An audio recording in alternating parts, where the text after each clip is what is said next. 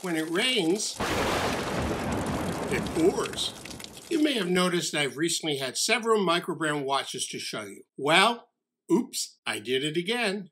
Here for your consideration is the Mitch Mason Chronicle watch, a watch with some distinctive design characteristics. This is Adventures with Time.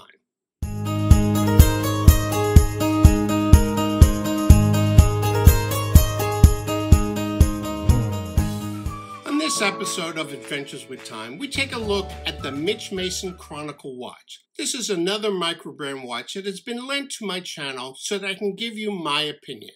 As you know, there are a multitude of new microbrand watches making their way to the market every year. Although it's cool to think how all of these people design, farm out manufacturing, and market their watches all by themselves, many we see just don't present sufficient uniqueness or design interest or value to warrant a purchase. But occasionally we do find something worthy of consideration.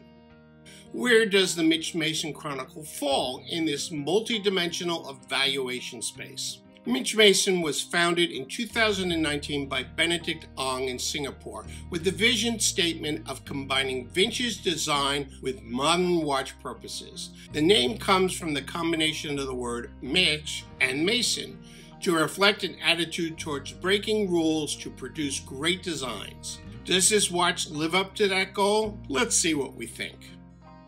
Nice and simple cardboard box. I like it when affordable watch brands don't use special packaging, as I just put the box on a shelf and let it sit. Now remember, this is a loaner watch to my channel, so it may come with stuff that would normally cost extra. Looks like we have a combined warranty and instruction card. Nice and simple. The watch comes in this monogrammed leather watch roll. Nice canvas flap that probably protects anything that sticks out of the pockets. And it has a zippered pouch. I guess you'd keep the warranty card in there and maybe extra spring bars and some tools while traveling. We seem to have the watch on the add-on bracelet. We also have a leather strap that comes standard with the watch. Oh, and also a Mitch Mason rubber strap, both with a branded buckle. At first glance, this watch does have a bit of retro design, yet somewhat out of the ordinary in a few aspects. My eye is first drawn to that atypical hour hand, which is set against a dark blue dial with limited printing. Also, the design uses a case shape not seen, at least by me, on many watches. This watch is available in 4 colorways. This steel blue and jet black have a sandwich dial design, while the field gray and desert sand come with a single layer printed dial.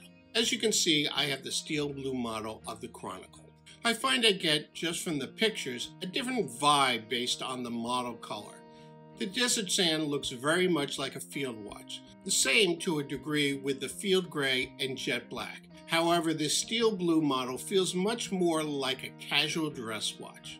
Before I put this on my wrist, let's take an overall tour of this Chronicle watch. And remember while we are looking over this watch that it has passed through the hands of several other collectors and the shipping between them. So there may be some dings on the watch already. And some of the protective plastic is still on the bracelet. I'll leave those on. Compared to many of the other watches I see these days, this one is on the smaller side with a case diameter of 36.5 millimeters, just about 40 with that knurled sign screw down crown. The lug-to-lug comes in at 43.5 millimeters, but with those fixed protruding end links, it measures 49.5 millimeters. With my 7 7/8" wrist, this is a watch a bit smaller than what I usually go for. We'll have to see later how it looks on the wrist. The case shape is somewhat different, although I'm sure there are some vintage watches with a similar design. I think there's a nice transformation from that circular dial and polished bezel to this fairly rectangular case.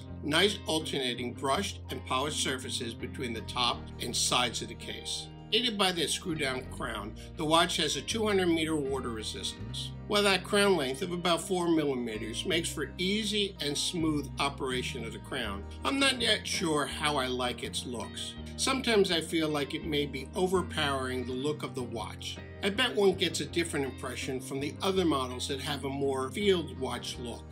Looking from the top, one gets an impression that this is an integrated link. It's the angling and finish of those end links that make it look that way. Anyway, note that given the Miyota 9039 movement, there is no phantom quick-set date position. We go from manual winding straight to the hacking and time setting position. Looking closely, one sees that this is a sandwich dial with cutouts for the 3, 6, 9, and 12 o'clock numbers. Everything else in this dial is printed on a lightly vertically textured face. There are small 2-digit hour markers that are placed along the seconds railroad track. Note the large bands at those quarter-hour positions. I believe those are loomed and will add to the orientation in dark conditions. In fact, let's take a look at the loom shot now.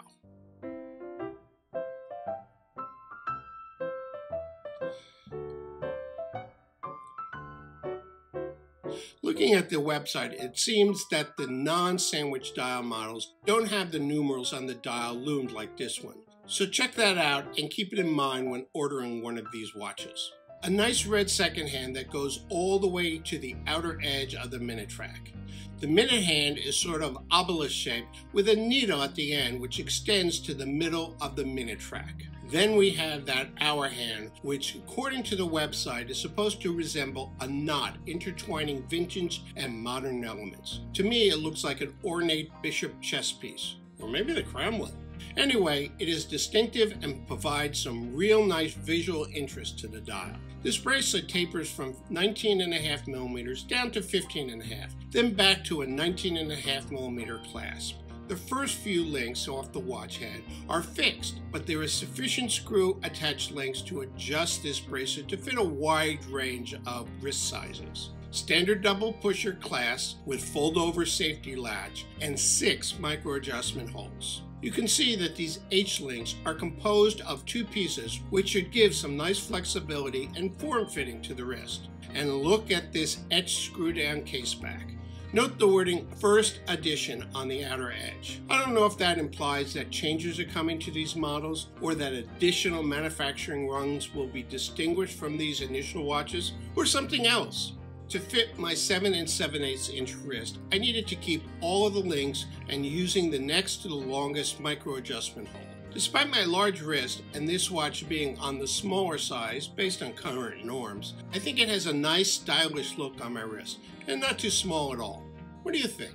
There are many surfaces on this watch that play with the light, such that there will be something different highlighted depending upon your wrist angle. Sometimes you see just the reflections from those hands. Other times you'll see the milky ring around the outer edge of the sapphire crystal. The case can go from looking very rectangular like a slab to resembling a multi-tiered ancient tomb.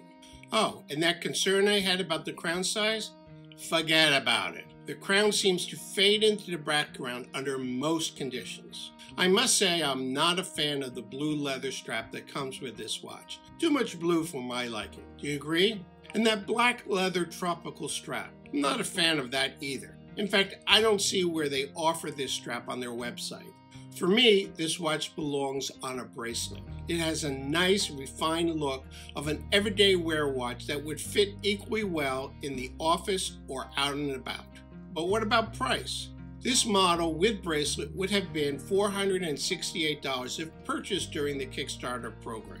Only $379 if you like it on the supplied leather strap. Now that the Kickstarter program has ended, this configuration will cost you $120 more, or $588 retail. At that price, it would take some careful consideration on my part. I haven't had much experience with this Miyota 9039 movement, so I can't say if it adds a great deal of cost or value. But at almost $600, there are a lot of good watches to consider and weigh against this one. This illustrates that sometimes Kickstarter programs can be a good option. However, as many have said, one needs to carefully consider the watch you're going to get because you're going to be joining the program before the watch is finalized and gone through manufacturing. What are your thoughts about this watch and at the original Kickstarter price and this retail price? Here are videos of some other micro brands I've recently reviewed. Thanks for watching, and I'll see you in my next video of Adventures with Time.